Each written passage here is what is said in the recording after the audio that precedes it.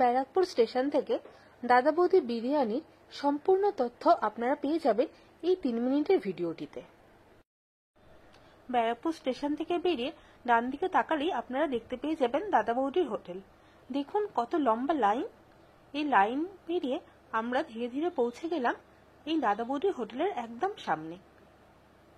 দাদা বৌদির হোটেলের ground floor, first floor, second ফ্লোরে অ্যাম্বিয়েন্সটি আমি আপনাদের সাথে শেয়ার করব আর দেখাবো সম্পূর্ণ মেনু কার্ডটি।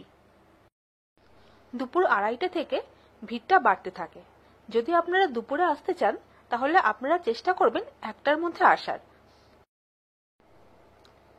এই দেখুন এন্ট্রান্সের সামনে বিরিয়ানি হাঁড়িগুলো রাখা রয়েছে। এখান থেকে যারা পার্সেল নেয় তাদেরকে সার্ভ করা হয়ে থাকে। এই যে এবার আমরা গ্রাউন্ড ফ্লোরে ঢুকছি।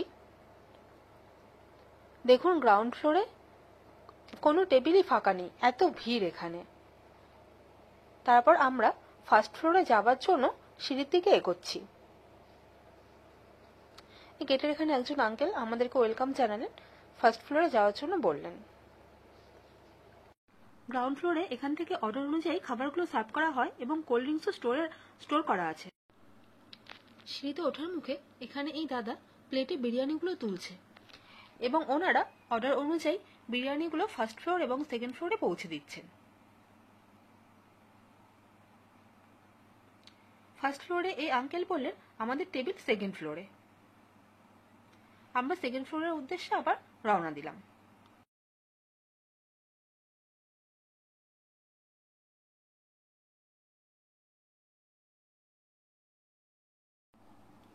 সেকেন্ড ফ্লোরে ঢুকতেই হাতে লেফট সাইডে রয়েছে এই কেবিন। আমরা 6 জন ছিলাম বলে তাই এখানে বসেছিলাম। আপনারা 2 জন বা 4 জন এলে বাইরের এই টেবিলগুলোতেও বসতে পারেন।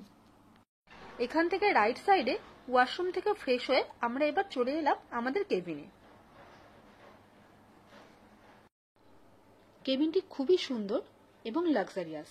আপনারা গ্রুপে এলে এই কেবিনটিতে বসতে পারেন। এবারে সবথেকে ভাইটাল ইনফরমেশন, দাদা বৌদির হোটেলের মেনু কার্ড।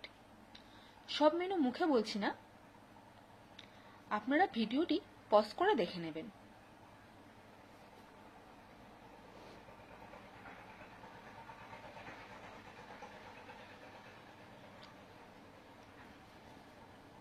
আপনাদের সামনে এত ভালো প্রেজেন্টেশনের জন্য ও আরো আগ্রহের জন্য আমাদের চ্যানেলটি সাবস্ক্রাইব ও ভিডিওটি লাইক করে দেবেন। আরো ইনফরমেশন ও ওপিনিয়নের জন্য কমেন্ট করতে পারেন।